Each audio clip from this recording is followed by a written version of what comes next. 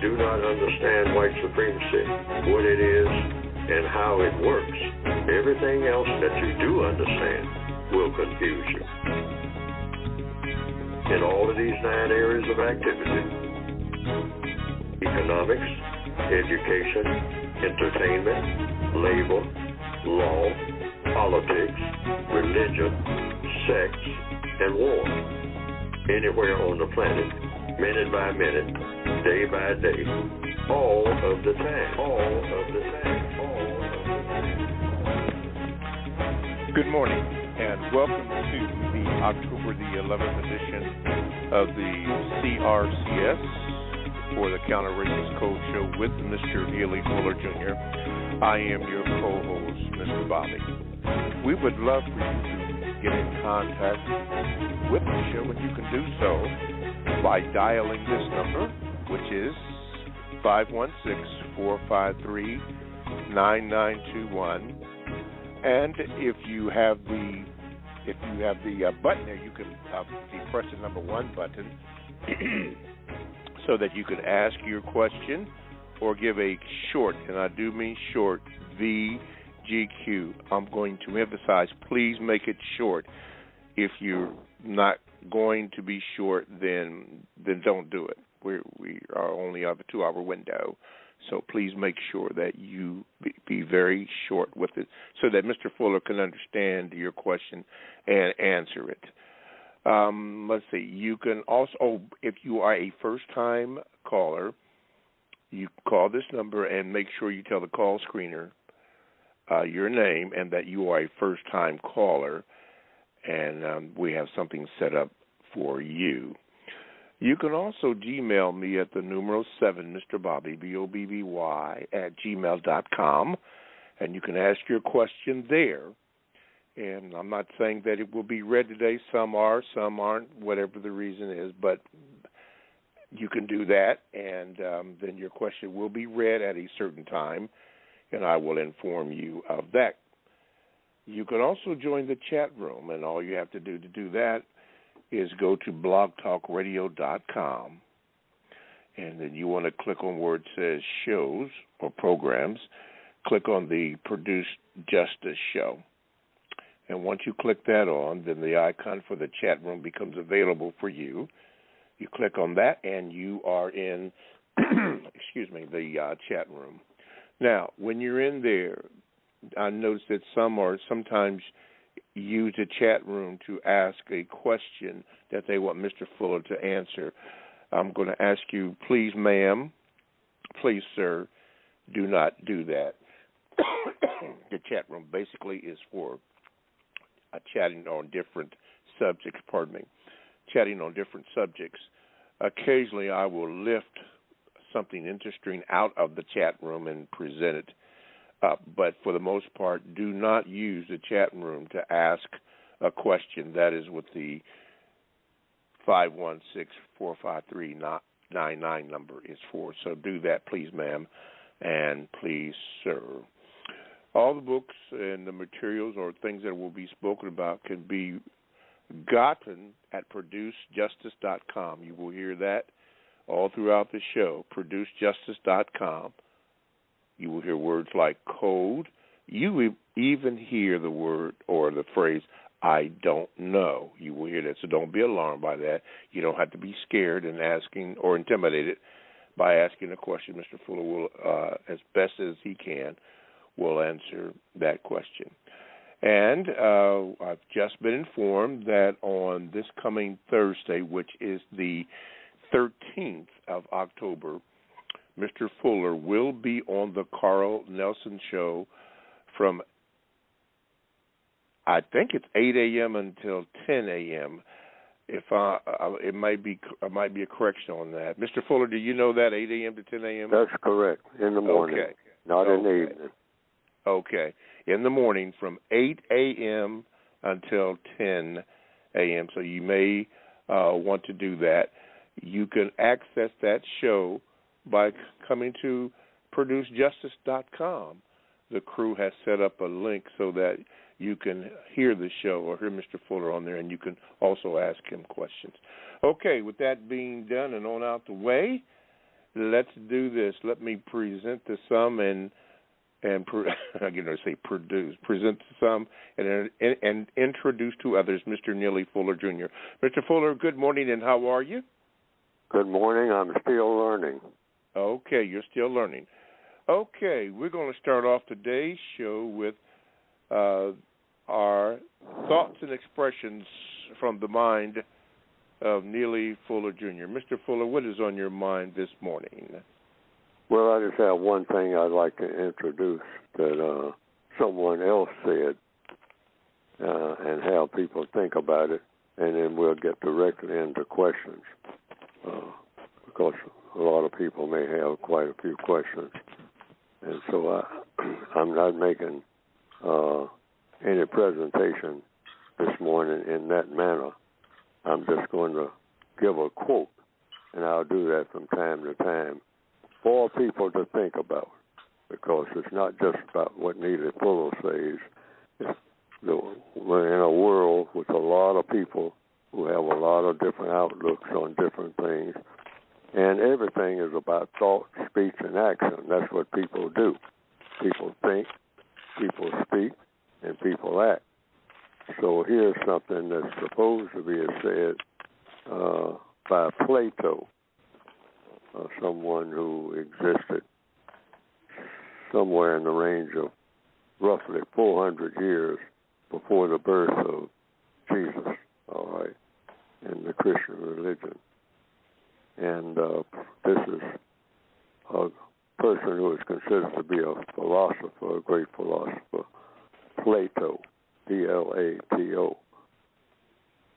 And he gives his definition of a man. And here it is. Man, a being in search of meaning. Unquote. Man, a being in search of meaning. That's something a person can think about when they start thinking about what a man is. That's one viewpoint. And I'll just leave it at that. What that means, I don't know, except it means what it says. A man, by definition, is a being in search of meaning, according to whom? Plato, whom many people down through the ages have said was a great thinker. That's his definition of a man, a being in search of meaning. So you can think about that.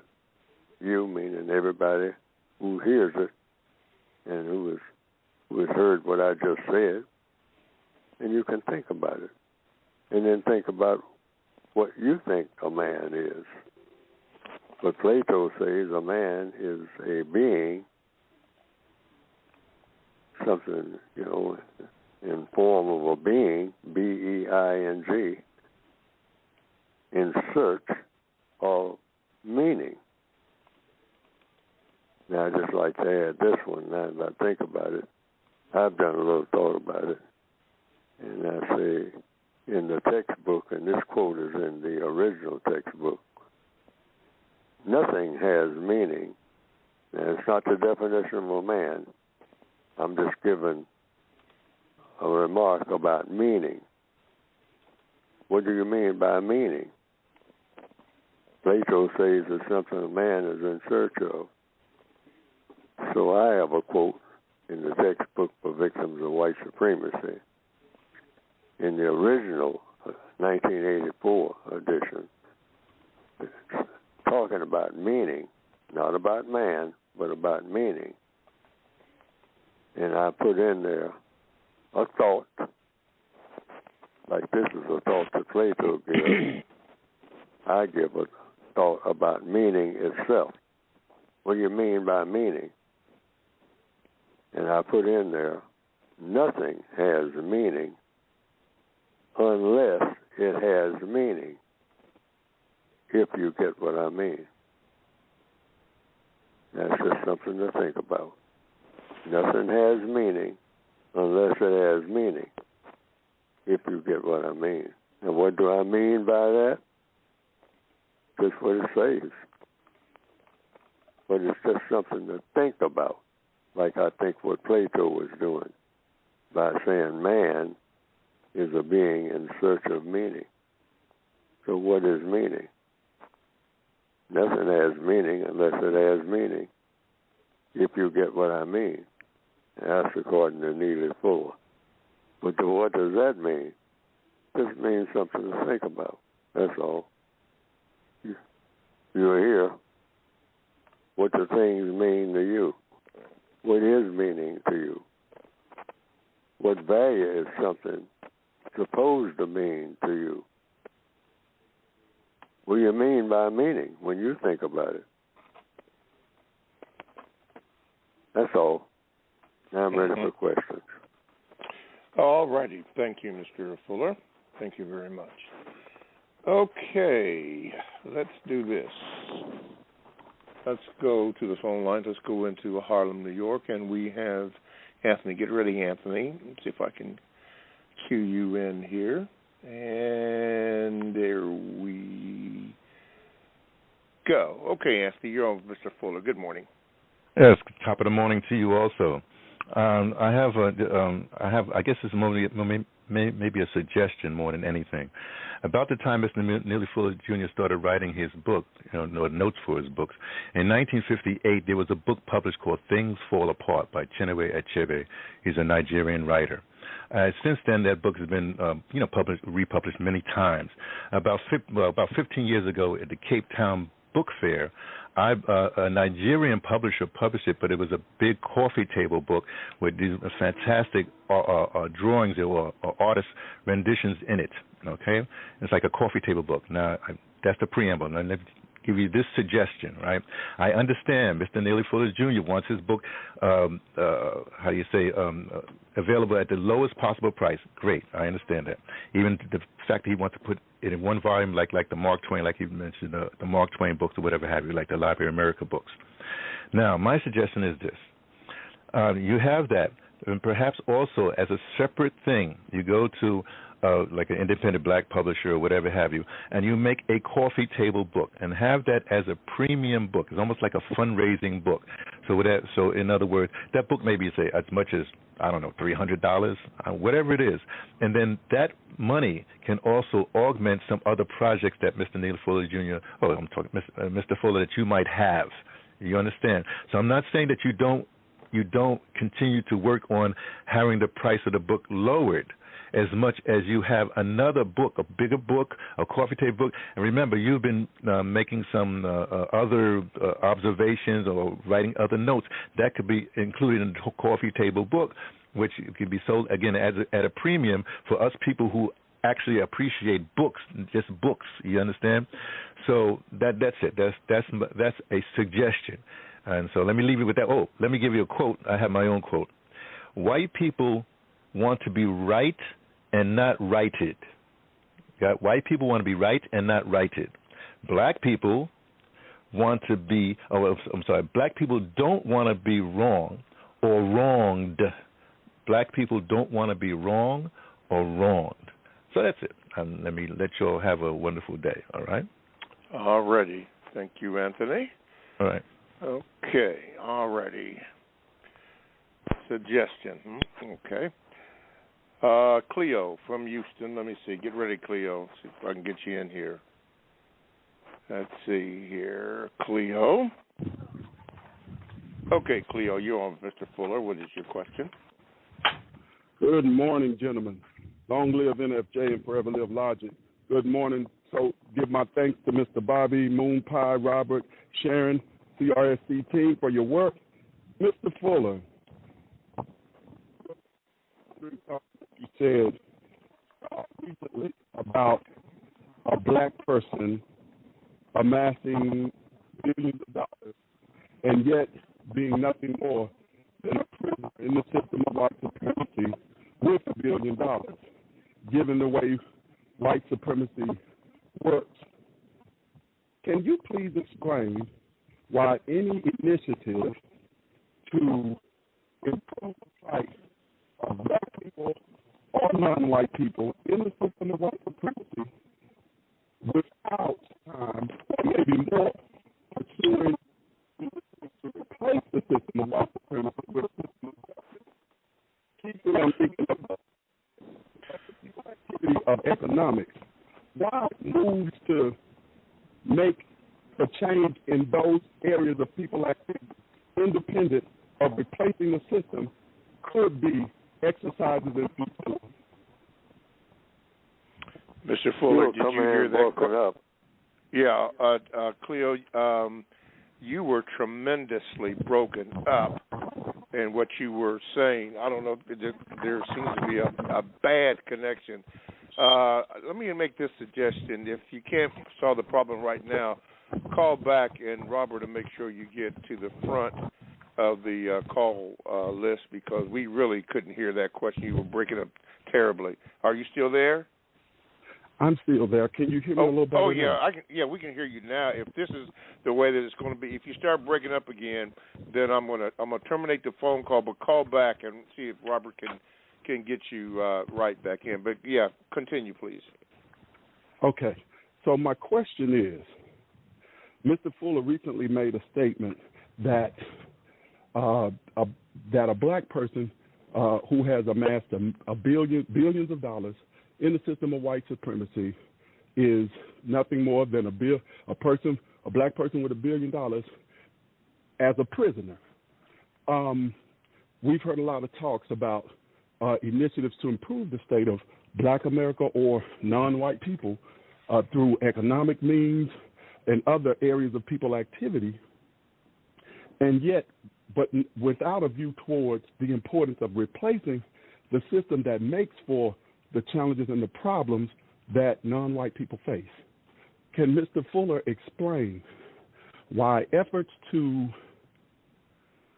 improve the plight or solve problems in this system without replacing it could be exercised in futility?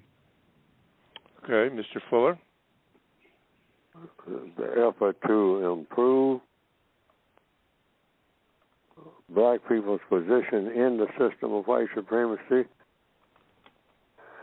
exercise in futility, is that the question? Wait a minute, let's see if I can get him back in. Is that what you mean, Cleo?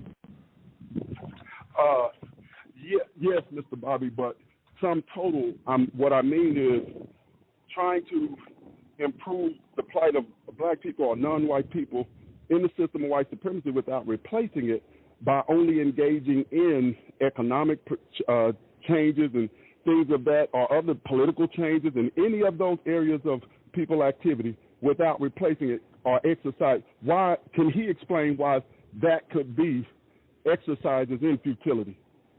It could be, but every black person should be trying to dismantle the system of white supremacy and put it in simple language. Also, that's the ultimate goal. If you can do it in 2 hours or 200 years or whenever you can do it, you do your maximum. Once you become aware of the existence of the system of white supremacy, the assignment is, according to compensatory counter-racist logic, is to replace the system of white supremacy with the system of justice. Nothing short of that. So whatever you do that leads to that end, try to do the best you can to do just that. And you don't measure it by you don't measure success except by that. And you might do thousands of things or just a dozen things or just one or two things. But that should be your reason for existence according to counter-racist logic, according to what I call the code, counter-racist code. Every black person, every non-white person, every person, including white people, should be spending maximum time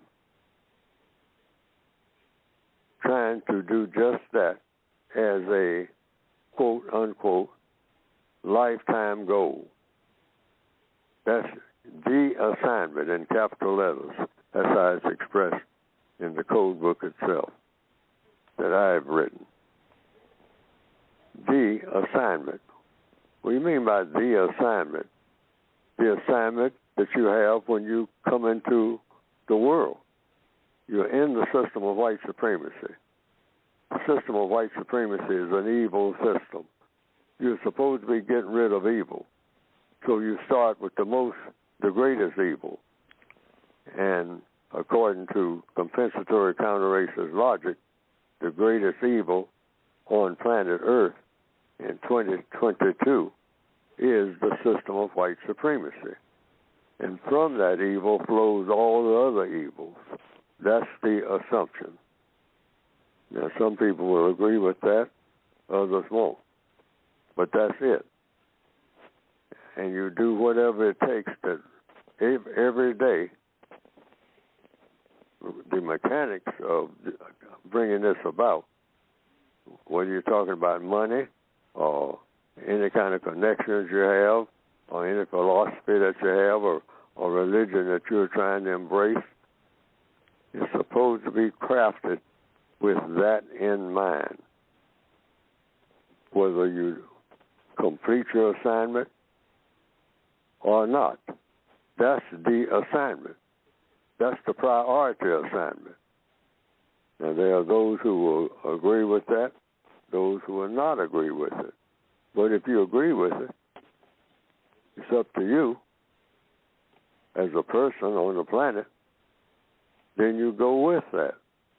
My assignment, my reason for breathing is to replace the system of white supremacy with the system of justice. And that's all I'm supposed to be doing while I'm on the planet. Now, you can either embrace that philosophy or not. It's up to you. Up to the individual person. Okay. All righty. Thank you. Thank you, Cleo. Excuse me, from Houston. Thank you very much. Let's see here, Mr. Fuller. Coffee table book, huh? This comes from, let's see, Black Speak. Here's a quote, VGQ. He says, in Austin, Texas, there was a group of armed black men marching through the streets protesting undocumented immigrants coming to the U.S. They are mainly misinformed about immigration because immigrants are coming to the U.S. to work on jobs blacks and others refuse to do for wages being paid to immigrants.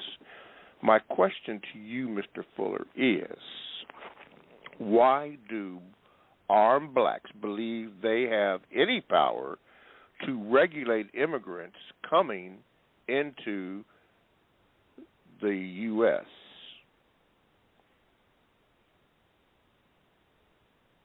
Well, logically speaking, it's because black people, apparently, who are doing this, not all black people are doing this, but the black people who are doing it don't understand white supremacy.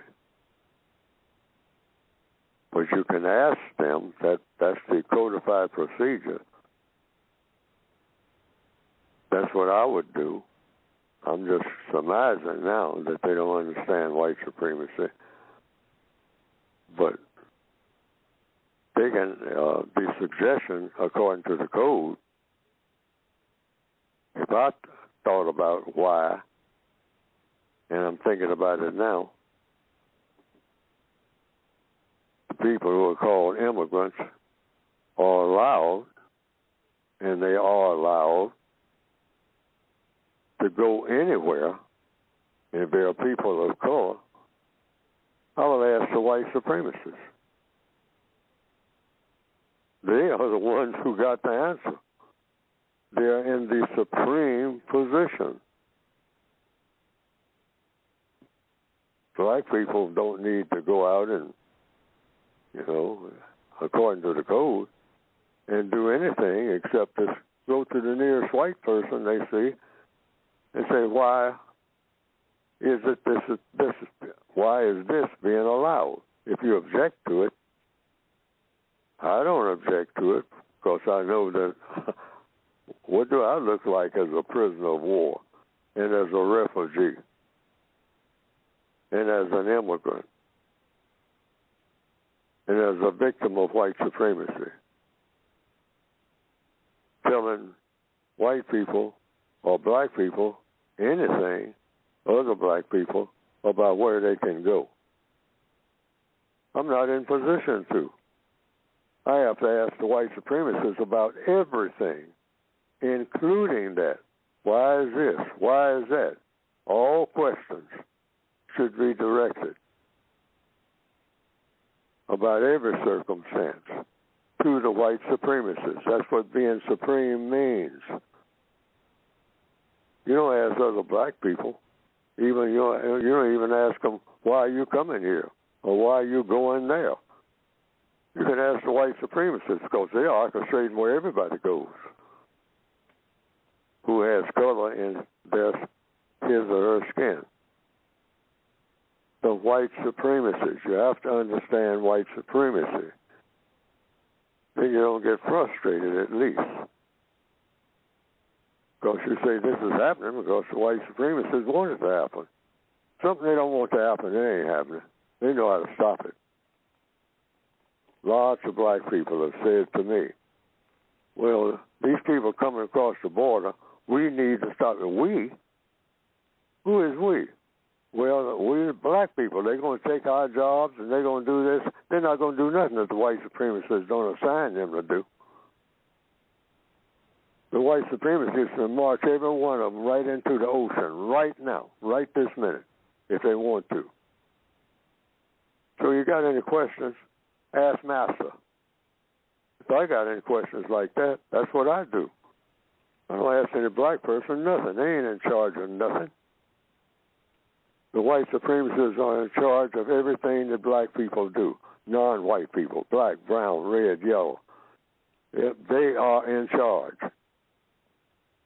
Other than the supreme being, what we call the creator. And the white supremacists don't have that much muscle. So you can ask your creator if you got a religion. You can do it through your religion. Why are they coming here? Why are they doing this? Why are they allowed? Ask your creator.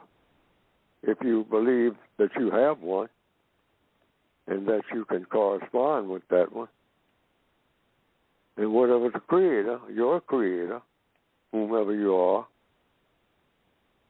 however your creator answers, you can consider that as being the answer. But if you ask a being, a person, here on this planet, the best person to ask is somebody white. That's number one. Just pick out somebody white and say, why are the refugees coming here? Why are you allowing this?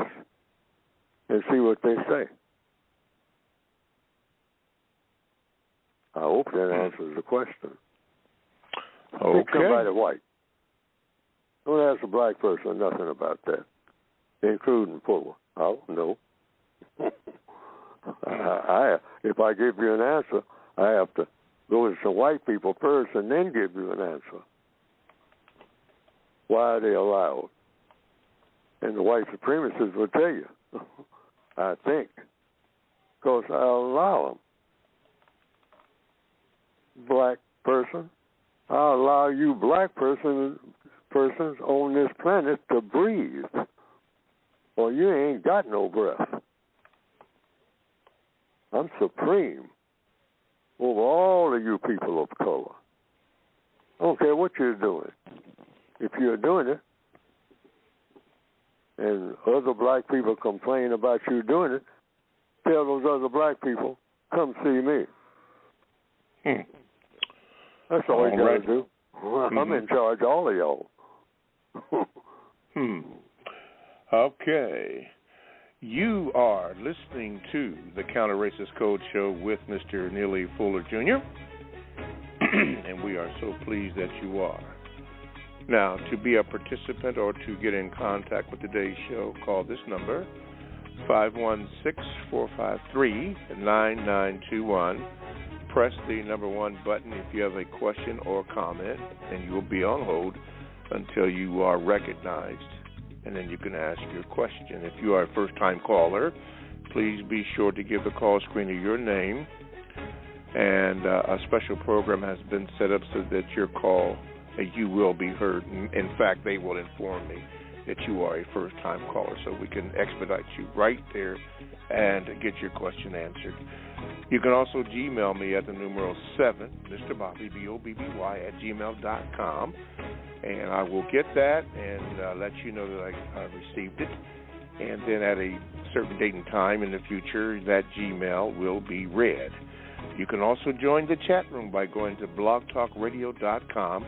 You want to make sure that you click on shows or programs. Once you click that on the Produce Justice show, will come up. You click that, and then the chat room icon is available for you to go in, and you can go in. And that comment from the brother from Houston, from Houston, Cleo, I believe, has been a topic on the chat. So you might want to go in there and check that out. Coffee table talk, huh? Or coffee table book. Okay. All righty. Anyway, that's on there. Yes. On this coming Thursday from 8 a.m. until 10 a.m., Mr. Fuller will be on the Carl Nelson Show. So make sure that you can listen to the show, and ProduceJustice.com has set up a link so that you can hear the entire show. All you have to do is go to ProduceJustice.com, and there it is, Neely Fuller on the Carl Nelson Show, and you can get on it and you can listen to the whole show and ask your questions. All right. Okay, let's see who's next in line here. Let's see, Mr. Fuller, who's next here? Okay, Abracadabra is up. Says this: the other slaves of white supremacy, black people, are interfering in my and scheming behind my back to try to get me off code, since you always speak of code, as they believe that I am astray to believe that such a system, white supremacy, exists. However, I'm seeing everything unravel in front of my eyes on a daily basis. I find that tossing my pearls to other black people is a complete waste of time. My question to you, Mr. Fuller, is this: how can I maintain my sanity? The more I try to avoid other black people, the more attention they seem to give me. Well, you can ask them, why are they giving you the attention? You can start with that, according to the code.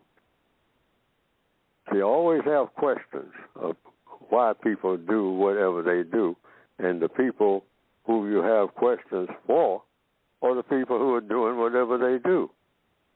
If a person is riding a bicycle, you ask that person who's riding a bicycle, why are you riding a bicycle?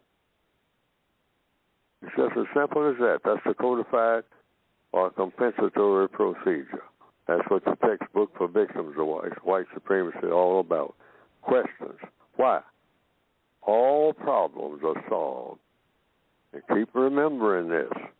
All problems are solved through the process of questions and answers. And so, whom do you ask questions of? The person who is doing whatever that person is doing. If you want to know why they are doing it, ask them why they are doing it. Whether it's riding a bicycle or coming across the border or anything else. if they say, well, why are you talking, if they ask you a question, why you keep talking about racism to me? And you give them your answer. And if they say, for example, I don't want to talk to you about racism, then you say, do you want to talk to me? That's your next logical question. And when they answer, then you say, if they say yes, then you say, what do you want me to talk to you about? And then wait for the answer. Not your answer. That's why you're asking the question. You want their answer. And don't argue about the answers that you get. Just keep asking questions. That's the codified procedure. I mean, long after Neely Fuller is gone. See, that's why I say it's a united independent system. It makes you powerful. Codification is not about Neely Fuller. It's about logic. All you got to do is follow logic. Logic came with the universe. And why is Neely Fuller saying that? That's what Neely Fuller does. I mean, who's Neely Fuller's leader other than logic? So you can follow what Neely Fuller follows. It's available to everybody. And what is logic? Cause and effect, questions and answers. That's all it is. If you say, well, how do you find out what cause and effect is? By asking questions and getting answers from people who know the answers and people who don't know the answers. That's an answer. So if they speak the truth, they'll just simply say, I don't know, which is the answer to most questions. Then there's a codified suggestion. Once you find out you don't know, then your next, the logical procedure, when you don't know something that you need to know, is to find out what you need to know. And how do you find out what you need to know? Asking questions and getting answers to the questions that you ask. It's a very simple procedure, but we somehow seem to keep missing it. And the reason why that is, because I've asked that question, why do people missing? Keep missing this? These questions and answers. And, about racism. Because they're not asking the questions that I'm asking. That's all. The laws of the universe say it's something about the way the universe is structured and the way people in the universe are structured. Something somehow about the way we are made. When you ask a question somewhere from out there, wherever that is, Oz, the other side of the universe, heaven, whatever you want to call it, when you ask a question, the answer to the question starts gravitating toward you. The answer to that question starts coming toward you. Why? Because you're like a magnet once you ask a question. You start drawing that answer to you. That's how inventors come into being. They ask questions. And what they get, maybe, is an answer that they don't understand. So they ask another question, and another question, and another question. And little by somehow, you might say it's magic, but it's not magic, it's logic. The answer starts coming to that person who is trying to invent that airplane that nobody says can be done. Or if something like that could be done, people would have been born with wings. They ain't born with no wings. Birds got wings. They're born with that. That's the way it's supposed to be. You can't get no person to fly. They ain't got no wings when they're born. But that inventor kept saying, I think I can pull that off if I keep asking questions. Why is it I can't do it? And why is it that the bird can do it? Those are two questions. Mm-hmm. But somebody kept at it. Next thing you know, people out there lined up like they're going to be, like they are right this minute. What time's my flight leave? All those people just a few years ago were saying, oh, ain't no such thing as no man getting on no bicycle and with wings and think he's going somewhere. But that's what some people started with. Put some wings on a bicycle. It didn't work, but they kept at it. Can it be done? Next thing you know, somebody did it. I hope that answers the question. All righty. Let's move to a new caller, Simone in Atlanta. Let's see if I can get you on here. Okay, Simone. Okay, there you are, Simone. Good morning, and welcome to the program. What's your question for Mr. Fuller? Good morning. Can you hear me? Yes, Simone. Yes, I have a pretty simple question. Actually, I have several questions, but I don't want to put in waste too much time. But you often put in really simple terms, and I believe being counter-racist and anti-white supremacist is simple, and that's talking about usurping the white supremacist power structure with a system of justice that's perpetually counteracting the injustice and thus invalidating or neutralizing the white supremacist power over every aspect of black life. And personally, I think that black people are kind of comfortable in the idea of codification itself. And what I mean by that is black people are unaware of the sacrifices that they'll personally have to make. And right now are somewhat unwilling to move toward true codification and up in the unjust system that has held them in more recent generations physically and mentally captive. And this inability to be serious about anything is why the movement essentially is having trouble gaining traction amongst other brown people worldwide who suffer from the system as well. And just to say the horse leads the cart. So with all that being said, do you think that black people are able to be convinced that the glitzy realism, as in not real but realistic, you know what I'm saying, of the refinement stage is truly an integral part of their mental subjugation, and also that they'll actively combat that mental subjugation? Like, in simple terms, do you have faith that black people, if enlightened en masse, will naturally work toward continuing to be completely alive and aware of the white supremacist culture they indulge in and combat the misinformation with their actions and not just their words online and otherwise? And that's my question. I really appreciate it. Thank you.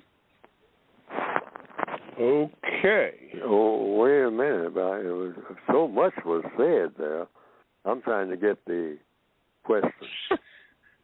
Yes. The question is, do you have faith or do you believe that black people, if they're enlightened, essentially, right now there's kind of what I would say just kind of a darkness. Do I believe that black people will be what? Once they are aware of the white supremacist system, essentially, once they're aware that there is a system, and if this happens en masse, essentially, that they'll naturally work toward continuing to be completely alive and aware of the culture that they indulge in, which is white supremacist, and combat the misinformation. Wait a minute. I'm beginning to lose you because your question is stretched out. Mm-hmm. Will they naturally combat that once they're aware of it? And then that's all I was saying is that once black people are aware of white supremacy, yes. Will they naturally combat the white supremacy? Once they're aware of the system, will they naturally combat the system? When people understand anything,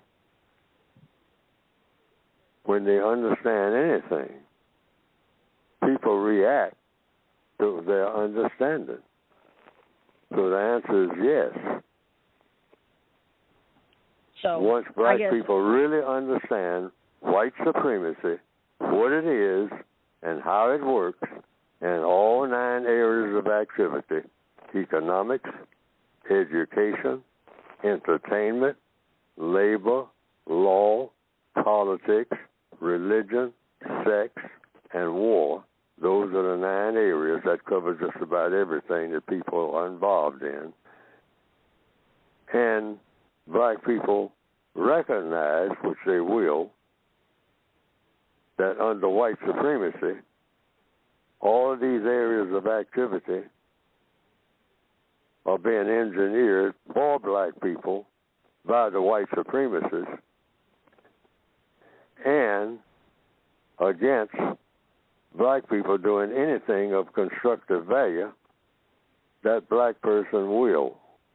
It's just by instinct, because it's self-protection. It's the need to want to be something, a being that is recognized as not being mistreated.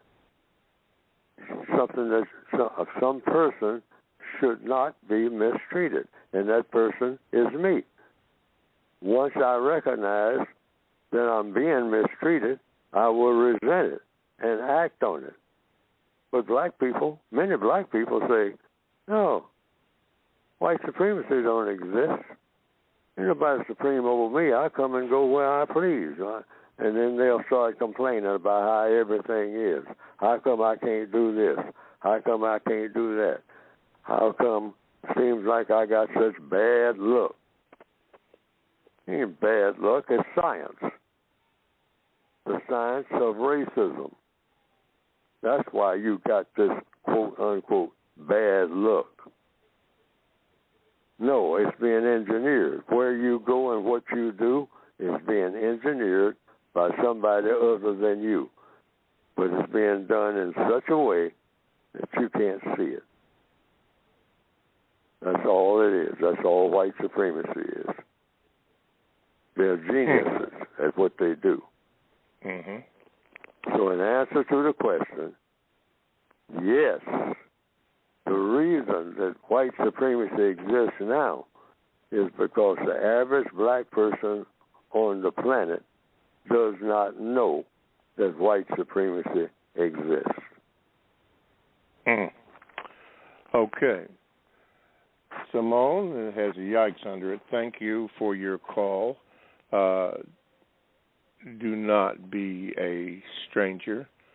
And somebody in the chat room said, well, anyway, don't be a stranger.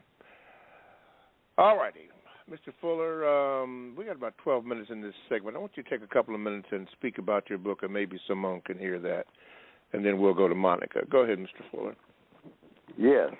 The explanation for white supremacy is in the textbook for victims of white supremacy. And what you as an individual, if you're a person of color,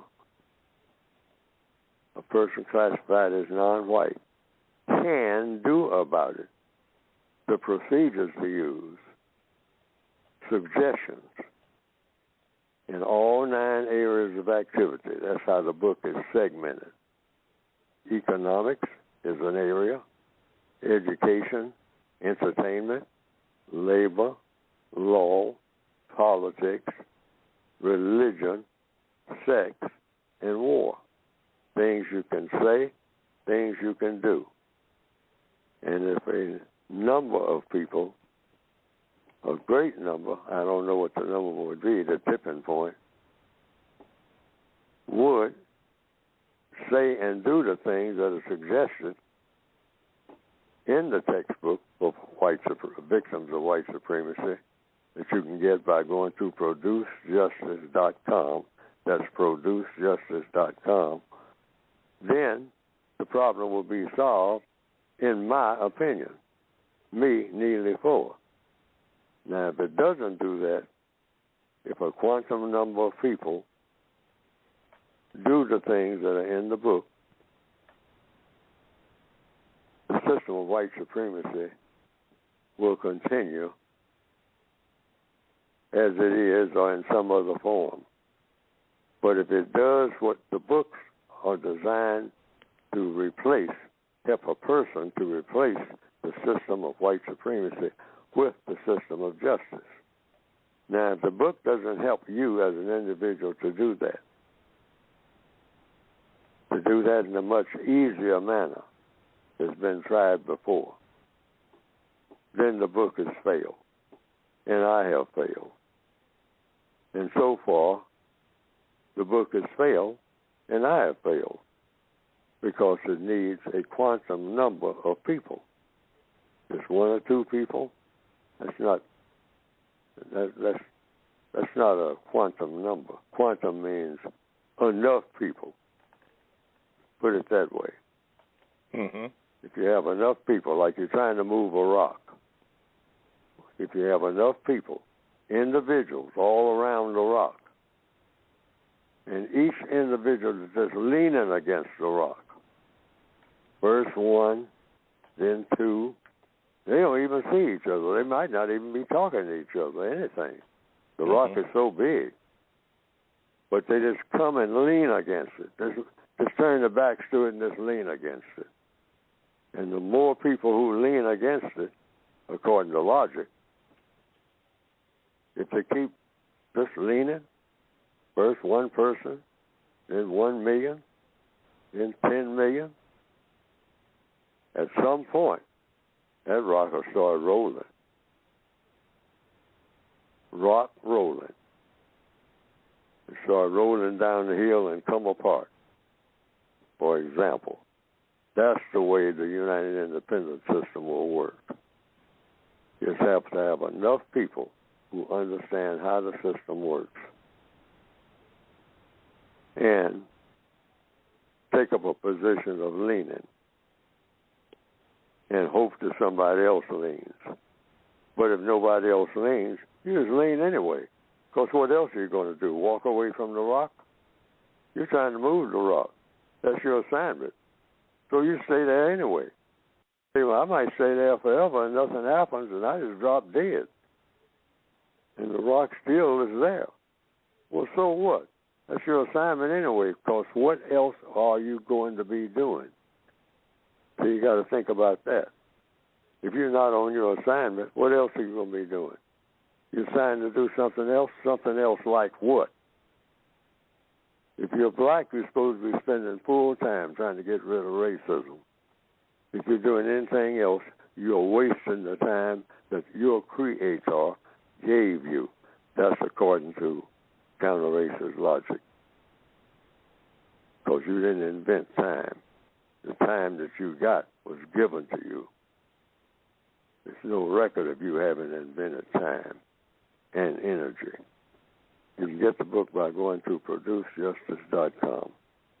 All righty, producejustice.com. Thank you, Mr. Fuller. Let's go to Buffalo, and our good friend in Buffalo is Monica. Monica, you are on. Good morning. Good day, Mr. Bobby, Mr. Fuller. I want to thank you guys for the program, Mr. Fuller, and everyone involved.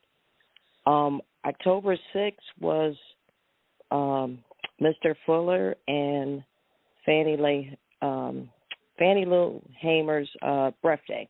So I just wanted to add that. Carol Nelson mentioned you, Mr. Fuller. I don't know if you were able to listen on your birthday, but it kind of made my day. My question is, can you speak on why the white supremacists, they study the reaction of black people, and then I feel like they also study how effective black people are in the 9 areas? Can you speak on that, Mr. Fuller? Why they do that? Do you feel that it's it can help improve or continue the system of racism, white supremacy? If I understand the question, that's what my textbook is for. That the white supremacists spend full time practicing white supremacy. Why? Because it's a huge benefit. It produces the 3 things that all creatures want, including animals. And what are those 3 things? Fun, glory, and material comfort. The white people, not all white people, but the white people who thought of that, an idea let's get fun and let's get glory and let's get material comfort out of classifying people by color. We've tried many other things in getting something out of people that we want for our comfort. So, and all people do this, try to get fun, glory, and material comfort. So it comes down to how do you go about getting it? Well, what's the easy way of getting it? And somebody thought of, well, it's something we haven't tried. We've tried royalism, communism, socialism, but it's always a whole lot of bickering and whatnot, a whole lot of back talk. And you got to sit down and have too many conferences. Let's try something we haven't tried before. By we, meaning the people of the planet. And they say, okay, well, what is it we haven't tried? Doing business on the basis of what color somebody is. What do you mean color? What color their skin is? How about that? Have you thought about that? No, I never thought about that. Who would think about that? What, what? That's like talking about who's got a big toe. What are you talking about? But somebody who was a genius said we might be able to pull it off. Just pick out people, say, and since we are white, because it was probably a white person that thought of the idea, say, we'll call ourselves white people, and we'll say everybody else who's not white is not white. And we'll say people who are not white are throwaway people. They're supposed to be, they're designed to be mistreated by people who are white. And we can get fun, and we can get glory, and we can get material comfort because they'll be providing it for us if we want them to, if we get dominion over them. What about that? It had to be that way, folks. I'm talking to the listeners now. That's how it had to have started. Somebody thought of the idea. Some one person or a committee of people, I don't know. But somebody thought of the idea. We wouldn't have it now. And it was the most powerful political and religious idea for motivating people ever thought up in the history of the world. According to what? Neely Fuller? According to the evidence. Anybody who examines it. And so they had probably asked each other, kind of laughed at it in the beginning, and said, you think something like that will work? Doing all the world's business on the basis of the color of the skin? Say, well, we can see if it works. And you think people just be bowing down to you on account of you white? Yeah, we talk about it enough, get it going, catch everybody early. Capture a bunch of people, who are dark-skinned and teach them that's the way it's supposed to be, that's natural. And tell the people that we classify as white that's natural, that's the way it's supposed to be. We might can get it to work. Nothing else has worked very well without us fighting about it. But this is something that seems easier. We'll fight about this too, but it'll be easier. Be an easier fight. You catch everybody early enough. They say, well, we'll try it. So they did. Apparently they did. And boy, they had the white people who first started practicing white supremacy probably went behind the barn, you might say, and say, boy, that was easy. We were able to pull this off, and we got something going now that's really, man, all we got to do is just keep pumping the pedals. Let's keep rocking and rolling with this thing we'll call it racism. Mm-hmm. All right? Yeah. Like the rising sun. Excuse me, Mr. Fuller. I've got to leave it there for this hour. We've got to close it out. Thank you, Mr. Fuller. Thank you, callers. Thank you, everybody. I hated to cut him off there, but we're due to move over, transition. But thank you for listening, new callers and all. Thank you for your comments, and thank you for your listenership. If you have to go, hopefully you will return next week with more questions. For those of you that are going to stay, how about that? Don't go away, because we have one more hour of the Counter-Racist Code Show with Mr. Neely Fuller, which will commence in about 5 seconds. Thank you for listening.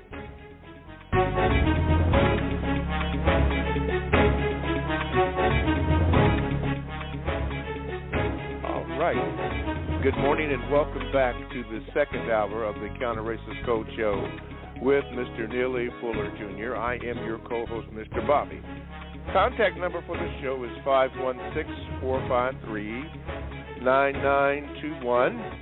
And those of you who are regulars know, just press the number 1 button to get in line so that Mr. Fuller can address or answer your question and maybe listen to your comment. And if you do make a comment, please, ma'am, please, sir, please make it short so that Mr. Fuller can understand the question and give you an answer. And that goes as well as for you new callers. You can call in, and a special program has been set up just for you to call in so that you can be heard. You don't have to be scared. You don't have to be nervous. A suggestion by someone in the chat room said maybe write your question out and practice for under 2 minutes to ask your question so that you can get it out to cut down on confusion and so that Mr. Fuller can fully understand your question, and the listeners also. So you might want to do that. You can also access the show by my Gmail address, which is number 7, numeral 7, Mr. Bobby, BOBBY, @gmail.com. Now, I cannot tell you that it will be read today, but at a point in time it will be read, as some have this morning, and I'll let you know about that. And you can go to the chat room by going to blogtalkradio.com, and then you want to click on programs, and the Produce Justice show will come up. You click on that, and the chat room is available for you to join in, participate, get suggestions, join the conversation. It's all good. Really, it is. You'll learn something there. We're all supposed to be still learning. So you'll learn something there. Some things you will agree with, and some things you won't agree with. That's okay. It's all part of it. Important announcement, Mr. Fuller, on Thursday, which is the 13th of October, 2022. Mr. Fuller will be on the Carl Nelson show from 8 a.m. until 10 a.m. That's the Carl Nelson show, and you can access that just like you're doing now by going to producejustice.com, and a link has been set up so that you can hear Mr. Fuller on the Carl Nelson show from 8 a.m. until 10 a.m. on Thursday. That is the 13th. I'm looking at this calendar here. Yeah, the 13th. So make sure you do that if you want to do that. And in regards to some of the comments on the chat room, listen, when you are trying to produce justice or just living, understand this. You are going to be under attack at all times. If you knew some of the things that happened to me even before this show began, particularly the last 2 weeks, I mean right up to it, the attack that's coming on or has been going or is ongoing, even while the show is going on, it'll make you, you just understand that, and you just deal with it. You just deal with it. You're being attacked right now, whether you know it or not, or whether you accept it or not. You are still you're being attacked, but you deal with it the best way you can, and that is having a code and following that code. Yeah. Okay. Anyway, that's enough of that. All right. Now let me get in here. Thank you, Monica, for your call that you called. She was the last caller, so thank you, Monica. And let me see if I can go back up here and get who's next in line. Looks like it's going to be Corey. And see if I can get you in there, Corey. Yeah, wait a minute. Make sure. Up, back down. Pardon me. There's this technology there. Okay. All right, Corey, you're on with Mr. Fuller. What is your question? Good day, Mr. Bobby, Mr. Fuller. My question is, Mr. Fuller, could you explain a little further about the indirect domination by the white supremacist racists how this combined with the master contradiction is what seems to be making it very difficult for a lot of victims of racism to even recognize that they're victims.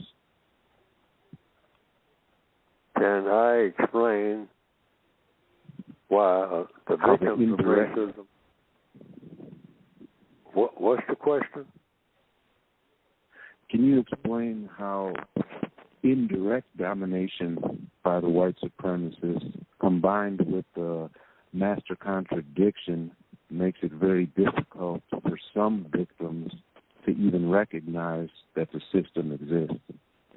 It's because the system of racism is conducted, for the most part, through the logic of and the principles of deception. The white supremacists know how to fool people. They sit down around the table and call it Thanksgiving. All right, just an example. And sit down here, Chief. Let me tell you all about how the world is run. You all been kind of isolated here. We travel. We what you call pale faces. All right. You know, we travel a lot. We know how things work. And in fact, those ships you see out there in the harbor, we know how to make big ships. You make little canoes and whatnot. You don't go very far. Well, Chief is thinking about that, and he says, well, we don't need to go very far. Go very far for what? People come where I am. I mean, we got plenty of land, plenty of clean water. We got plenty of this and plenty of that. And that's how you wound up here. You didn't like where you were, so you made big ships. We don't need to make no big ships. I mean, we make a birch bark canoe, and we get where we want to go in no time flat, because we don't want to go no place. I mean, we're already at the place that everybody's trying to go to. We're already in what paradise on earth, as you call it. That's why you were here talking to me. That's what the chief says. So, but the white supremacist says, yeah, but you don't know. It's a lot of things you're missing out on. Missing out on like what? Well, for instance, just the things that we brought here, like muskets. You got bows and arrows. I mean, when you all have a dispute, you all do a job on each other with that. Well, we do more fighting than anybody. All your people put together. And that's why we make better fighting materials. And you don't know it, but in a little while we're going to be fighting you. We're fighting you now. In answer to the caller's questions, that's when, see, that's how the white supremacists operate. They tell you what they are doing right to your face, and then they show you. But since you don't know, hey, we believe in mistreating people, and we believe in destroying things. We like destruction. Even when we construct things, we like to tear up the things that we constructed. I mean, it's just our ways of doing things. We build coliseums. I mean, it's big buildings that you've never seen before. And what do we do in these coliseums? We do things to hurt people. Feed people to the lions. That's our history. We think it's what? Fun. Don't you like fun, Chief? And so the chief will say, well, something about that don't make sense. You know, you have fun killing people. I mean, for fun, we get mad and we kill people. We kill a lot of each other. But, I mean, we don't consider it like some type of sport. Say, well, Chief, let me educate you. With us, it's a sport, okay? It's entertainment. Now, just leave it alone and have another drink. And so the drink helps the deception. And so those people wound up, little by little, on what you call reservations, which is just prison camps. And the white supremacists make fun of that. Make movies about it. Saddle up, boys, and let's go get them. Reenactments. In answer to the question about why the white supremacists do this and how they do it mostly through deception. Fooling you. Saying things that are not true. That's how you got the term honest engine. See, these people, for the most part, they don't even know what a lie is. When they say something, they don't know what a lie is. We lie all the time. We have to, back where we came from. I mean, we cheat, lie, steal all the time, round the clock. And it's fun. It's glory. It's material gain. But some of these people don't know what a lie is. Boy, we're going to take them to the cleaners. They think that everything that we say, just because we're saying it is true, because that's the way they do among each other. If it rained yesterday, they say it rained. But we'll just lie just for fun. We're not getting anything out of it other than just the fun of telling a good lie. That's what we white supremacists do. We're going to take these people to the cleaners. Okay. That's just all right. A long-winded explanation of how the white supremacists operate, but it worked. It worked. Okay. Corey, thank you for your call. Let's go to Nicole. Nicole, get ready. You ready? Okay, wait a minute. See if I can get you in here. Okay, Nicole, you're on with Mr. Fuller. Go ahead. Good morning, Mr. Fuller. Happy late birthday. I read a couple of books this week, and I was going to comment, but you kind of covered it all because one of the books about Kush and the different regions that, like the Red Sea and stuff like that. So it was kind of correlation of somebody's story taking away symbols and history from another culture or country and then locking it into the Bible or any other book or knowledge to create something to keep other people in the dark. So you kind of covered that. So I'm glad I was on today just to say acknowledge happy birthday and thank you for another year of your knowledge and for me to be able to continue logic, reason, and philosophy, the logic of it all and the reason why I was through that era to be able to produce justice as a Generation X because we're never lost. We might be in slow timing, but we're truly awakening to what's going on. So I hope in my grandchildren's generation that we actually able to see justice. Well, have a good day. Yes, ma'am. Thank you, Nicole. Thank you very much. I would like to see it happen in the next 15 minutes. Because right. Yes, because actually the system of white supremacy is put together according to a formula.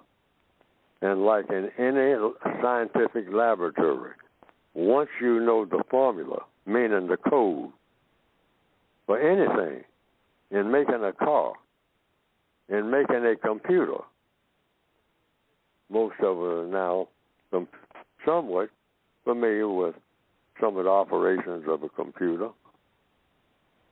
And computers weren't around forever in the form that they are in now. The brain is a computer where you use your brain as your basic computer and you figure things out, how to get things done in the most efficient manner. And once you do it, it's not a matter of something you're struggling with. It's just a matter of finding out how to make the buttons and then how to arrange the buttons in such a way that when you push the buttons, certain things happen. Everything works according to a code. The white supremacists do everything according to the white supremacist code. That's why it works. Now, you can come up with a counter code, which is what I've tried to do, the infancy part, the infantile part, the starting part, with the textbook for victims of white supremacy. For every system, you can come up with a counter system. Anything that people put together, people can take apart. It's just a matter of coming up with a code. If it's put together according to a code, and anything that's put together and keeps working is a code, the system of white supremacy is the most efficient religious and political code ever invented in the minds of people. So you just study it, see how it's put together, and then systematically take it apart. And once you figure out how it's put together, it might take you 100 years to take it apart, or it might take you 10 minutes. And as much as it can come down, you can take it apart much faster than it was put together. Because you really had to do a lot of thinking to put anything together, to invent anything. But somebody can come along, figure out how it's put together, and take it apart, something that was put together over a period of 50 years, like putting up a building. You can knock it down in 10 minutes. Now, we know that. We've seen examples of that. I don't care how long it's been standing there. That doesn't say it's going to take the same length of time to take it apart. You can take things apart much faster than you can put them together. That's a law of the universe. But we haven't even thought about that. And we always talk about, because the white supremacists has put it in our minds when it comes to black people.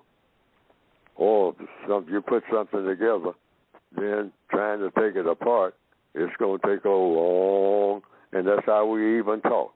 It's going to be a long struggle. It's going to take a long time. I mean, it takes us a long time just to say long, because we've been trained that way. Mm-hmm. And that's how you train a slave. Everything is going to be a struggle. And we talk like that. You hear a lot of people. I mean, if you want to be a black leader, that's how you learn to talk. You got, according to the way the white supremacists want the black leaders to be. Even when they talk, they, ooh, it's going to be a struggle. The white supremacists say it's just going to be a struggle. But we'll have it done this afternoon. But black people say, oh, a long time, and then the next generation, and then the next generation. Back when I was about 10 or 12 years old, I came up with a codified expression for older black people in my age bracket. I call them next election Negroes. And I figured that out at about age 11. I think I was about 11 years old. I say, I'm tired of these next election Negroes. We just had an election today. And they're coming back from the polls saying, now, when it comes to the next election, I say they're sitting in the barbershop talking about the next election, and they just had an election. What they going to do with this one? But they're talking about the next one already, which means they have no confidence in the one they just had. And that has not changed. Yes, sir. All right. Nicole, thank you. And thank you for those books and your comments. And happy birthday to Mr. Fuller. Thank you so much. Hey, listen, I was just informed that because of the volume of calls that are on the line presently, chances are looking that we may not be able to get to all of the callers. So we're going to make every effort to. So I was told to ask the people, if you tune in, no more callers, but you can certainly tune in. But this is what you can do. I know you wanted to answer this week, but if you don't get on this week, write it down, if you will, please, ma'am, please, sir. And you can ask that question next week.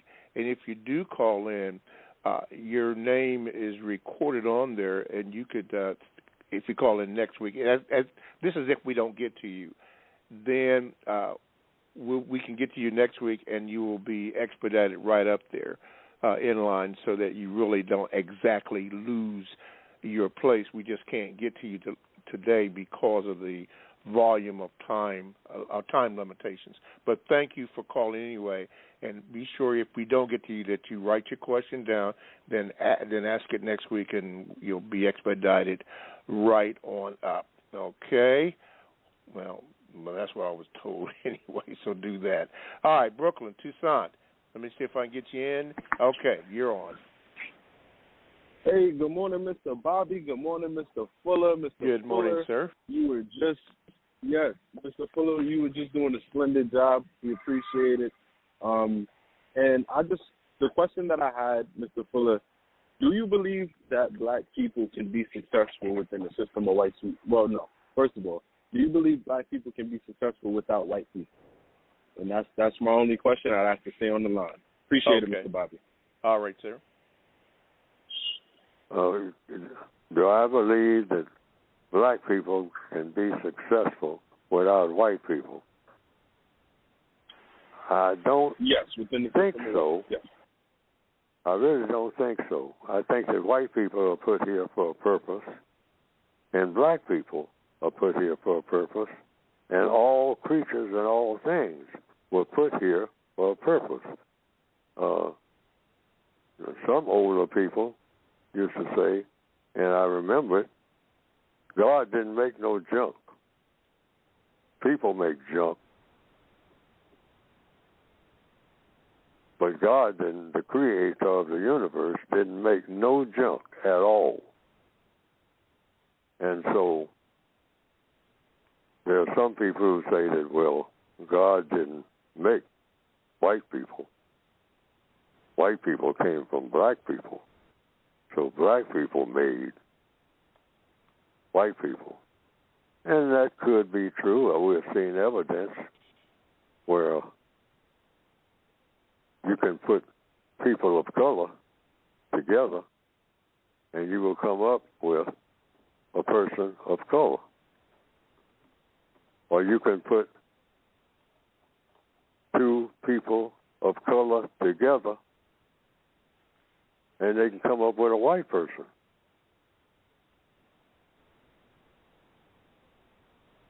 And that's been shown just by people witnessing that happening. So getting to the question, you might say, well, why are white people here? If they are not able to function in a way that you have justice in a world that has white people and black people and trees and water and alligators, can they be successful in harmony with one another? Well, there are some scholars, mostly Bible scholars, who say at one time, not all say this, but at one time it was that way. They said they had a place called Eden that was that way. But then some things kind of got out of hand on account of things started being done that shouldn't have been done. Now, that's all very argumentative even to this day. But in answer to the question, yes, I think that everything that is ever created by the Creator, including all the billions of stars out there, serve a purpose even though we may not know what that purpose is. But that people have a tendency to mess things up that are in their natural form don't get messed up. But when people start tampering with things, then one thing starts happening after another. When people do with things that they are provided, things that shouldn't be done. Mm-hmm. But the compensatory code says there's something built in the people that when people mess up things, they can straighten it out. That anything done by people, any errors made by people can be corrected by people. Mm-hmm. Now, a lot of people say that they're saying, environment, it ain't no comeback. But whatever created the environment can make it come back. So if we believe that something created everything that we're looking at, whatever created that, whatever it is, a leaf on a tree, a drop of water, don't worry about it. It can be straightened out by whatever created it. That's logic. Mm-hmm. All righty. All right, thank you to Sant.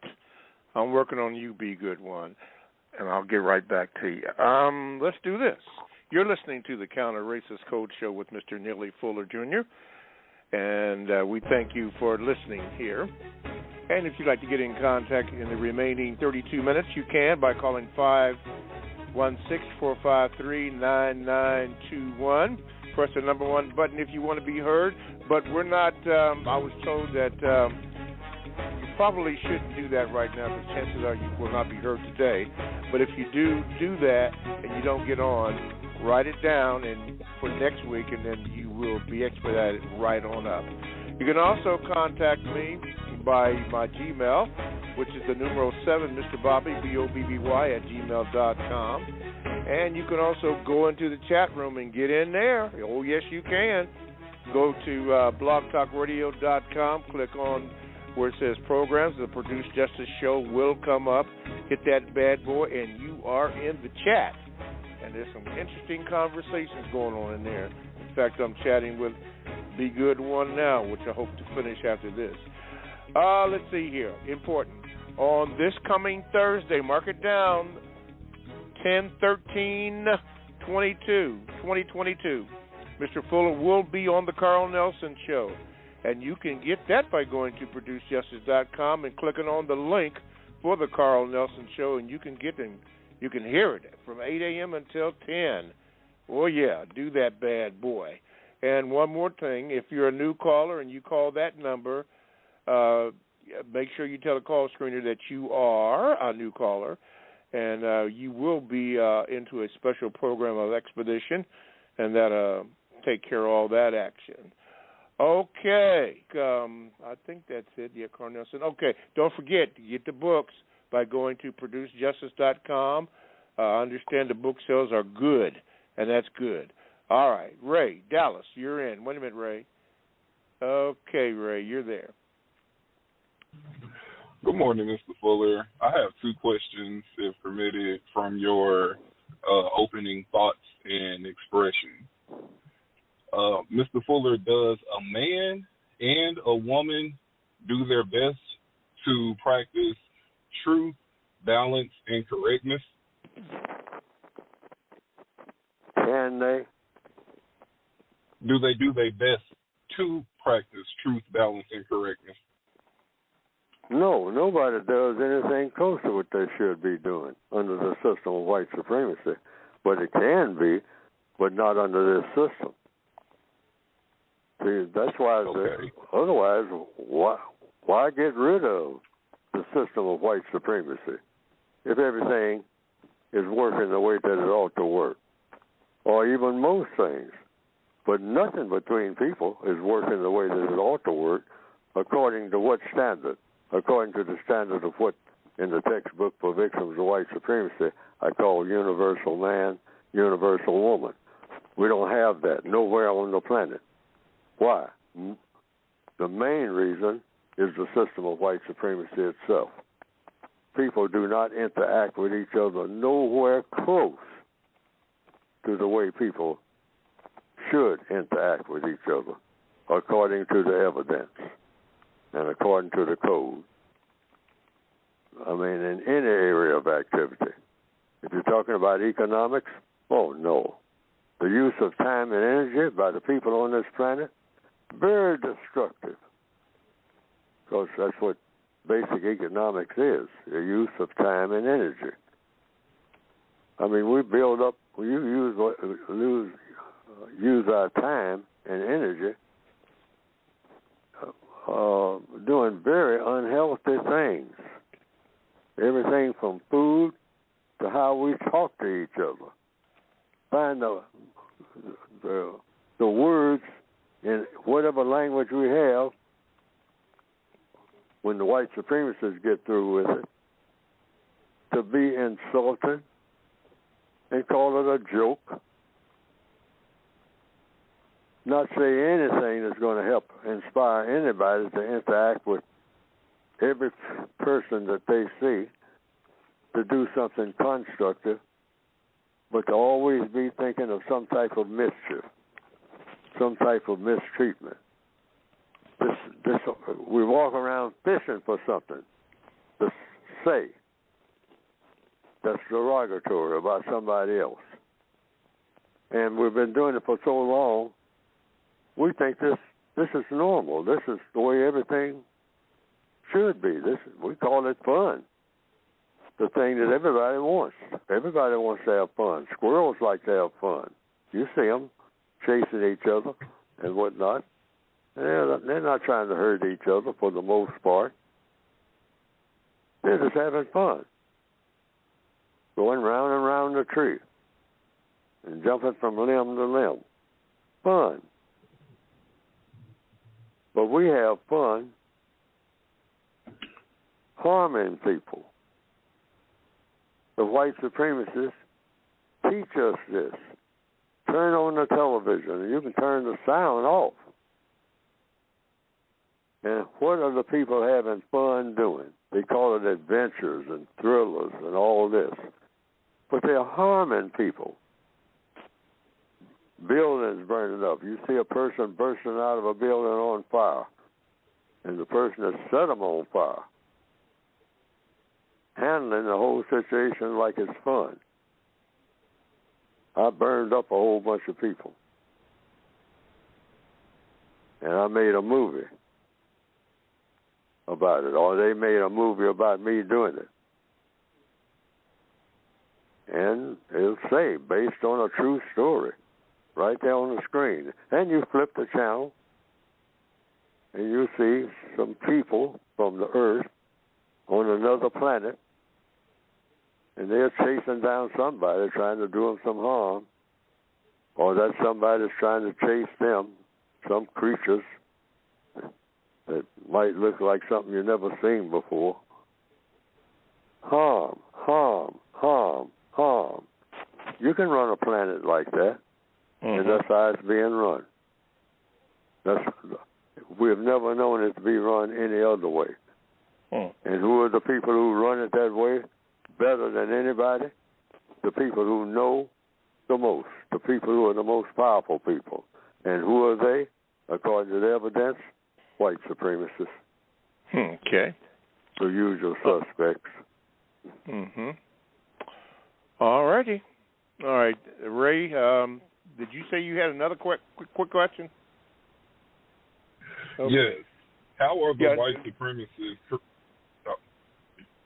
Yes. How are the white supremacists correctly regarded as men and women when their primary tactics are deception, harming, and mistreatment of others? You say, how do the white supremacists do what? Yes. How are they correctly regarded as men and women when their primary tactics are to deceive, harm, and mistreat others? Oh, being a man, according to the code, or a woman, just means you're able to do things. Man is short for this manager. Woman is the womb of man, which means she's a manager too. So the white supremacists are the greatest managers in the world in recorded history. And they do it through a system of white supremacy. They are proven to be the greatest so far. But they're great at doing evil along with producing things. The system of white supremacy is the most powerful system for producing things than any system of people ever produced since people were invented by the Creator. The white supremacists have taken on something called the system of white supremacy, and that system, when it comes to producing things, have been the wonders of the world when it comes to people producing things. So why get rid of it if it's such a great producer? Because it produces things and throws away people. That's why you get rid of it. People are more important than things. Things are supposed to serve people. But the white supremacists serve people with a whole bunch of things like 9mm pistols and AR-15s. And now we've gotten so crazy because the white supremacists produce craziness, insanity on a scale that's unparalleled, that now in places of learning, places of worship, any kind of place, things are more important than people because you go in there shooting. Place where you go buy groceries, hey, go in there and kill everybody. Kill everybody for what? Fun. Glory. Material comfort. One or the other, all three put together. Or, on the outside, just do it to pass time. Whether you, and all people, white, non-white, just destroy people. Like you're mad at the Creator, which is exactly what that is. The white supremacists have gotten so arrogant and taught black people how to kill each other on a huge scale, teach white people how to kill each other and black people, and just make movies and write books endless. The top 10 people for making movies, the people who are going to get the greatest salaries, are not Mr. Rogers types. They're people who are going to break things and then break people, break their skulls, kill their hearts, stop their organs from functioning, stack up the bodies. They have so-called things called wars, and they glorify them. And when it's not one going on a grand scale that they can put that label on it and call it a war, they'll have reenactments of wars that are already supposed to be over. Well, we're going to act like we still haven't won. Why? Because it's fun. In wars, you do what? Break things. Break things that you make or other people make. And the main thing you do is kill people. Kill what the Creator put here. Now you're taking on the Creator. You're showing the Creator a thing or two. Because the Creator kills, so I'm going to be better than the Creator at killing. That's the white supremacist mind. That's why we have the kind of world that we have right now. And it needs to stop. and be replaced by universal man, universal woman in harmony in every area of activity, 24/7, planet-wide, and when we go in outer space, there too. There too. Okay. All right. Thank you, Ray. Leona in the Midwest. Let me see if I can get you in here. Get ready, Leona. Okay. Go ahead, Leona. Good morning. Peaceful greetings, Mr. Fuller, Mr. Bobby. Mr. Fuller, two things right quick, sir. One, I thank the Creator for you, and happy anniversary for your 93rd birthday week. Now, in the revised edition book, excuse me, page 60 and 61, you talk about the four things people should be doing with their time and energy. In fact, back on March 30th, 2021, I made a note. You said this is the heart of the code. One. Absolutely.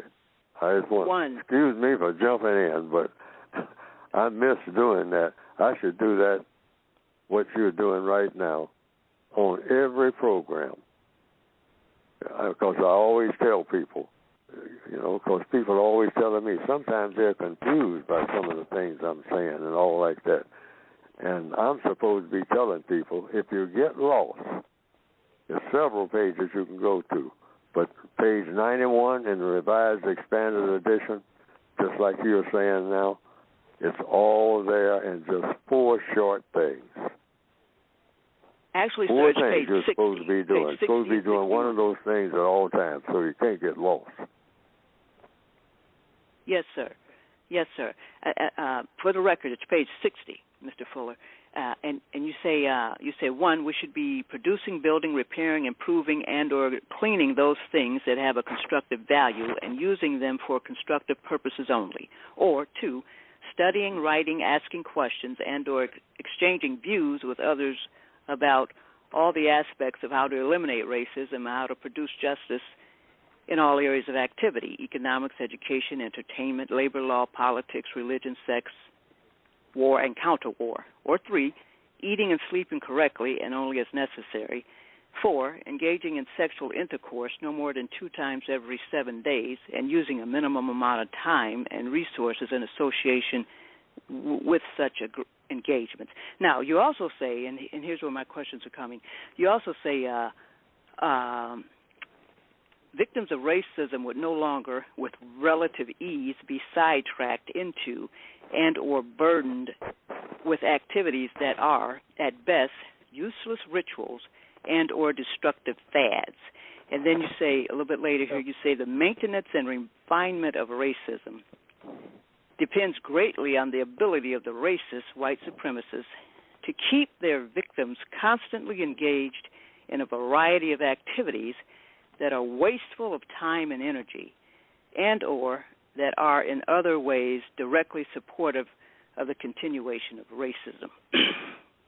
Now my question here today in 2022, what do you see as some of the most destructive fads happening and the most wasteful time of energy that some of us may be getting caught up in. And just for the record, just 10 years ago, I stopped being a next election Negro. Yeah, because that was in some ways a waste of time. But my question, sir, is do you want to add anything to that? Do you see anything pressing right now about destructive fads here in 2022 that we should be on the alert for? That's why I call page 60, which is the first page on the economics. That comes under economics. Yes, sir. If a person gets lost about anything that Neely Fuller say about anything, go to page 60 of the textbook, 2016 edition of the textbook for victims of white supremacy, and look at the 4 things that a non-white person is supposed to be using their time and energy for.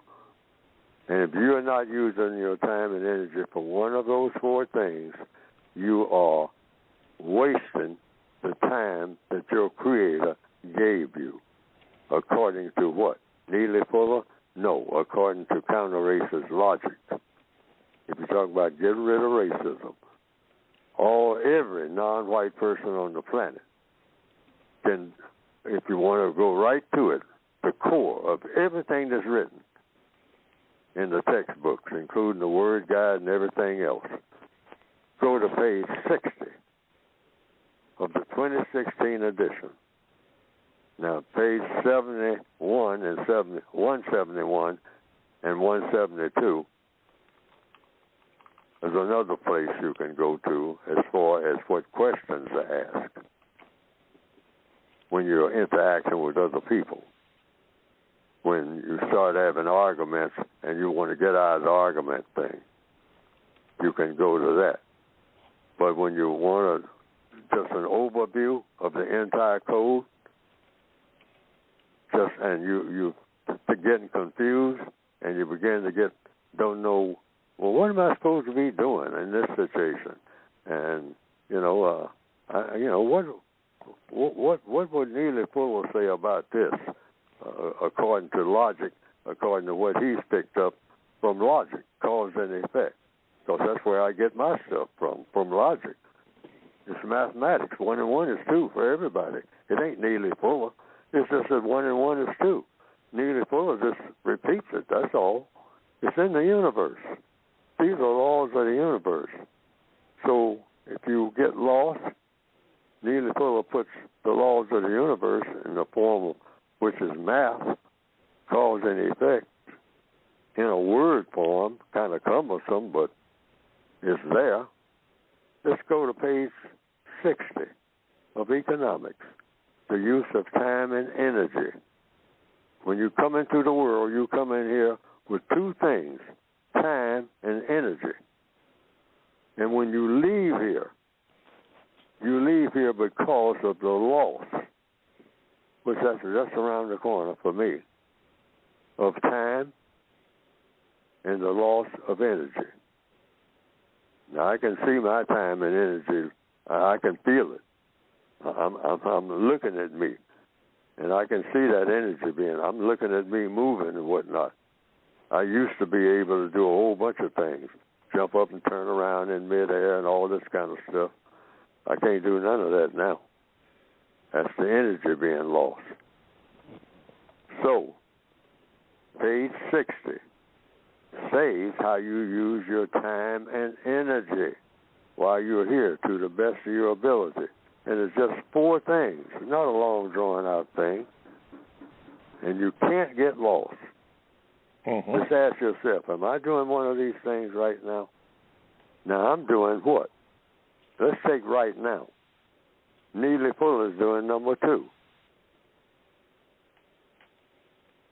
Now, I don't even remember what number 2 is, but I remember that when I'm doing number 2, specifically, and I think it has to do with talking, exchanging views with others about ways and means of ridding the world of racism and or doing anything of constructive value. Anything time a black person is doing anything of constructive value, you are undermining the system of white supremacy. Because a person of color, a black person, under the system of white supremacy is never, ever supposed to do anything that makes sense without some white person standing over them, making them do it, or seeing to it that they do it in behalf of the system of white supremacy. And a black person going off for 5 minutes on their own and doing anything of constructive value, it's not supposed to happen ever in the system of white supremacy. And any black person who does that, just do anything that's constructive, anything that's going to produce a constructive result. Because people ask, well, what do you do, Fuller? Just do something constructive. You are hurting the white supremacists like they've never been hurt before. Because being black, you're not supposed to ever do or say anything to anybody that makes sense unless it's going to be helpful to the white supremacists. But just doing it off on your own, without a white person making you do it, or expecting you to do it, or seeing to it that you're doing what you, because they taught you how to do it in behalf of the system of white supremacy. It's not supposed to happen. That's why black people, when they are alone, they don't know what to do. So we do most of the things that we choose to do are non-constructive, have non-constructive results. Well, let's get together all through the book. The textbook for victims of white supremacy say when black people get together in the system of white supremacy, and it's not for the purpose of doing something specific that's going to proven to have been of constructive value, it's going to most likely be something non-constructive, and it's going to end ugly. That's when black people, that's why we know, we almost feel it. I mean, the bigger the crowd of black people gets, hey, at a certain point, it's time to leave. It's time to leave. Why? Well, hey, something that shouldn't happen is going to happen. Because we are people who make things happen that shouldn't happen with the intention of doing that. But if you ask us, did we have that intention? No. No, so somebody started some stuff with me. No. We have been programmed to be toxic people. So that the white supremacists say, hey, we have created monsters and monstrosities. And we made them that way. And they are so far gone, they got no idea that they are that way. Be right in the middle of bragging about Black Lives Matter, and at the same time, in the back of their minds, trying to figure out how they can do something to harm each other. Mm-hmm. That's the way we really are. They're not lying about that. But they made us that way. All righty. All right, thank you, Leona. Joy, Minnesota Joy. Okay. You're on. Okay, couldn't get you in? Okay. KQ, wait a minute, see if I can get you in here quickly. Yeah, you're on with Mr. Fuller. Go ahead, please. Greetings, can I be heard? Oh, I'm sure I can be heard. You're on. You're on. Go ahead. You only got a few minutes. Go ahead. Okay. Good morning, Mr. Bauer. Good morning, Mr. Fuller. Happy birthday, Mr. Fuller. My question was regarding VGQ. I have heard you many times, Mr. Fuller, speak about VGQ. You often say that VGQ is intended to prevent an argument. My question is, should VGQ be used to avoid being asked questions or attempting to follow the logic? For example, if somebody makes a statement and I ask a question about that statement and the individual says VGQ, was that what you intended, or is that the appropriate use for VGQ? Well, you can ask questions about anything, yes. See, that's just it. The whole idea is to prevent arguments between one person of color and another. Argument about anything. In other words, just listen to what the person says, and the codified response is supposed to be, well, he said what he said. And it doesn't make any difference whether it was a question or a statement. Question, statement, or the answer to a question. Just have another question ready if you have another question ready. If you want something else answered, to stay in the question lane. The best way to have a conversation is through questions and answers. And don't argue about the answers. Just have another question. That's the key. Once you start arguing about the answers, then the conversation has stopped and the argument has begun. And according to the code, people of color are never, ever supposed to have an argument with anybody about anything. You have a conversation. And remember, how is a conversation made? Questions and answers. Mm-hmm. If a person sounds like they're starting an argument, you go into the question mode and stay there. You don't do nothing but ask questions. That's the key. So we should attempt to not... Hello? So yeah, can I be heard? Go ahead. So we should attempt to have conversations but avoid arguments. And, is that correct? And listen again, I'm going to say it. And the way to do that, ask questions instead of making statements. You know the difference between a question and a statement? Yes. Okay. Well, ask questions. And then when the person answers your question, don't make a statement about the answer. Ask a question about the answer. And just keep doing that. Stay in the question lane, like driving a car or riding a bicycle. Stay in your lane. And the lane is question, answer, question, answer. And it's guaranteed, according to logic, not according to Fuller, according to logic. It will take everybody, that conversation will take everybody right where they should be. If you don't believe it, try it. Okay. It won't take everybody where they want to be, but it'll take everybody where they should be. That's guaranteed. Yes, if you don't believe it, try it. Just stay in the question lane. All righty. Well, I'll tell you what. Thank you, Kwaku. Listen, John in Houston, Andrew in KC, Dre in Oklahoma, and it looks like Monica again in Buffalo. Got you down here, so if you call next week, because we have more questions than we have time that has been allotted, call in next week, and you four will be expedited right on top. That's John in Houston, Andrew in KC, Dre in Oklahoma, and I guess Monica again in Buffalo if I pushed the button right. Okay, do that.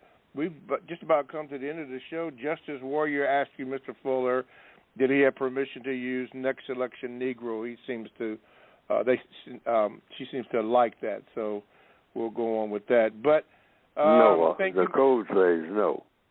The code says no? Oh, the code okay. says, see, that was something I did when I was 11 years old. I wasn't thinking about no code doing that. Uh-huh. I started working on the code when I was 26. Okay. Mm-hmm. Okay. Well, anyway, we are at the end of the show, so we want to thank you for your calls and your listenership. If I didn't get to you, hopefully we can do a better job next week. So make sure that you tune in. Don't forget, Fuller will be on with Carl Nelson on this Thursday from 8 until 10 a.m., 8 a.m. until 10 a.m., and you can get the link here at producejustice.com, as well as all the books. Go to producejustice.com. Again, producejustice.com. Final word, Mr. Fuller. That's it. Producejustice.com. Go to the textbook. All right. We'll see you next week. Thank you, everybody, for listening. Thank you, Mr. Fuller. Bye. Thank you. Thank everybody, all the callers.